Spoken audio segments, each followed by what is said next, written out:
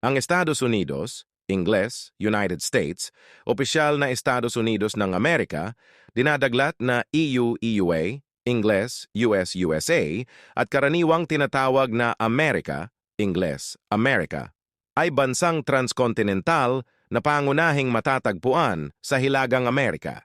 Hinahangganan ng 48 estado at distritong federal nito ng Canada sa hilaga at Mexico sa timog. Makikita ang Alaska sa sukdulang hilagang kanluran ng Hilagang Amerika na katabi ng Canada sa silangan at nahihiwalay sa Rusya sa kanluran sa kipot ng Bering.